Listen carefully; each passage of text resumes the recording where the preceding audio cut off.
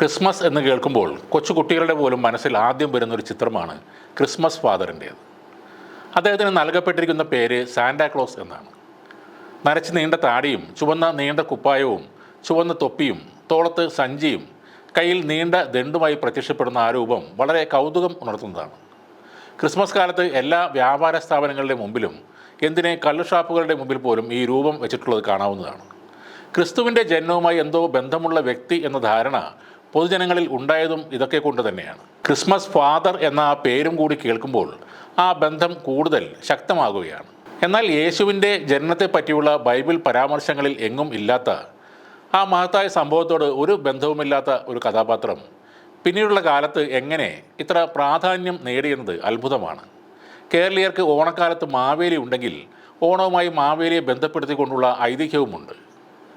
കഥകൾ എന്തൊക്കെയാണെങ്കിലും സാന്താക്ലോസിന് 3-ാം നൂറ്റാണ്ടിലെ സെൻറ്റ് നിക്കോളാസുമായി ഒട്ടേറെ സാദൃശ്യങ്ങളുണ്ട് എന്നാണ് പറയുന്നത്. മിറയിൽ നിന്നുള്ള ബിഷപ്പായ സെൻറ്റ് നിക്കോളാസ് നല്ല മനസ്സിൻ്റെ ഉടമയായിരുന്നു. കുട്ടികൾക്ക് സമ്മാനങ്ങൾ നൽകാൻ ഇഷ്ടപ്പെട്ടിരുന്ന ആളായിരുന്നു. 3 കുട്ടികളെ ജീവിതത്തിലേക്ക് മടക്കി കൊണ്ടുവന്ന അദ്ദേഹത്തിന് അത്ഭുതങ്ങൾ കാണിക്കാനുള്ള കഴിവും ഉണ്ടെന്നാണ് വിശ്വസിക്കപ്പെടുന്നത്. സെൻറ്റ് നിക്കോളാസ് ആണ് സാന്റാക്ലോസായി മാറിയതെങ്കിൽ അതിൽ തെറ്റൊന്നും പറയാനുമില്ല. എന്നാൽ യേശുവിൻ്റെ ജനന സൂചകമായി ക്രിസ്മസ് ആചരിക്കുമ്പോൾ എങ്ങനെയാണ് സാന്താക്ലോസ് സമ്മാനങ്ങളുമായി കുട്ടികളെ കാണാൻ എത്തുന്നതിനെ കൂട്ടി വായിക്കാൻ കഴിയുന്നത്? സെൻറ്റ് നിക്കോളാസുമായുള്ള സാമ്യം മാത്രമാണ് ഇതിന് കൂട്ടിപ്പിടിക്കാവുന്ന ഏക വഴി. യേശുവിൻ്റെ ജനനവും സെൻറ്റ് നിക്കോളാസ് എന്ന ബിഷപ്പിൻ്റെ ജീവിതവും തമ്മിൽ കാലഘട്ടത്തിൽ വലിയ വ്യത്യാസവുമുണ്ട്. ബൈബിളിൽ ചരിത്ര പരാമർശമുള്ള കഥാപാത്രങ്ങളെക്കാൾ ഇന്നും പ്രാധാന്യം അർഹിക്കുന്നത് സാന്റാക്ലോസ് ആണ്. കിഴക്ക് നിന്നും വന്ന ജ്യോതിശാസ്ത്രജ്ഞന്മാർ, ഉണ്ണിയേശുവിനെ ആദ്യം പോയി സന്ദർശിച്ച ആട്ടിടയന്മാർ, അവരെക്കാളൊക്കെ മുന്നിട്ട് നിൽക്കുന്നത് ക്രിസ്മസുമായി ഒരു ബന്ധവുമില്ലാത്ത ഈ സാന്റാക്ലോസ് ആണ്. ക്രിസ്മസ് ആഘോഷങ്ങൾക്ക് നിറം പകരാൻ വന്നുപോകുന്ന സാന്റാക്ലോസിനെ യഥാർത്ഥത്തിൽ ക്രിസ്തു മതവുമായിട്ടോ ക്രിസ്മസ് ആയിട്ടോ യാതൊരു ബന്ധവുമില്ല എന്നും പറയുന്നുണ്ട്.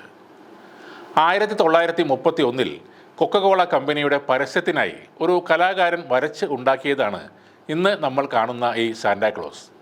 കുസൃതിയുള്ള ചിരിയും വെളുവെളുത്ത നീണ്ട താടിയും ചുവപ്പൻ മേൽവസ്ത്രവും ബെൽറ്റും ചുവന്ന കൂർത്ത തൊപ്പിയുമായി കൊക്കകോളയുടെ ആ പരസ്യപ്പലകയിൽ നിന്ന് ക്രിസ്ത്യാനിറ്റിയുടെ ഒരു ചിഹ്നമായി സാന്റോ നടന്നു കയറിയത് വളരെ പെട്ടെന്നായിരുന്നു. ഇന്ന് ക്രിസ്മസിൻ്റെ ഒഴിച്ചുകൂടാനാവാത്ത ഒരു വിശുദ്ധ കഥാപാത്രമായി സാന്റാക്ലോസ് മാറിയിരിക്കുകയാണ്. ആരാണ് സാന്റയുടെ ഈ വസ്ത്രം ഡിസൈൻ ചെയ്തത് എന്ന് ആലോചിച്ച് നോക്കിയിട്ടുണ്ടോ? വെള്ളയും ചുവപ്പും കലർന്ന സാന്തയുടെ വസ്ത്രത്തിൻ്റെ നിറം നാം എല്ലാവരും ഇഷ്ടപ്പെടുന്നുണ്ട്. ഈ ചുവപ്പും വെള്ളയും ഉപയോഗിക്കുന്ന ലോകത്തിലെ ഏറ്റവും പ്രമുഖ കമ്പനിയാണ് കൊക്കകോള. അവരുടെ ട്രേഡ് മാർക്കും അതേ കളർ തന്നെയാണ്. ഇനി ഇതെല്ലാം ശരിയാണെങ്കിലും തെറ്റാണെങ്കിലും സാന്റാക്ലോസ് ഇന്ന് ക്രിസ്മസിനെ ഒഴിച്ചുകൂടാൻ പറ്റാത്ത ഒരു ഭാഗമായി മാറിക്കഴിഞ്ഞു. കുട്ടികൾക്കും ആരോരുമില്ലാത്തവർക്കും തൻ്റെ കയ്യിലുള്ള ആ വലിയ സഞ്ചിയിൽ നിന്നും മിഠായികളും സമ്മാനങ്ങളും കൊടുക്കുന്ന ക്രിസ്മസ് പപ്പ എല്ലാ കാലത്തും ആദരിക്കപ്പെടുക തന്നെ ചെയ്യും. എല്ലാവർക്കും ശാന്തിയും സന്തോഷവും നിറഞ്ഞ ക്രിസ്മസ് ആശംസകൾ.